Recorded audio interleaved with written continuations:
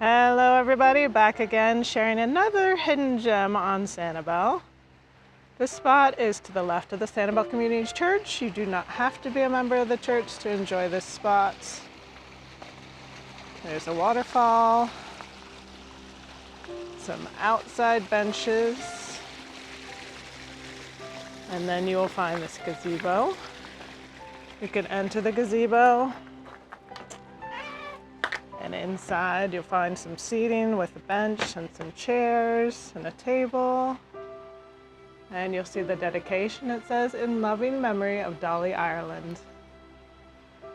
It's just a nice, beautiful, serene spot to sit, take in nature, and contemplate life. Hope you get to visit one day.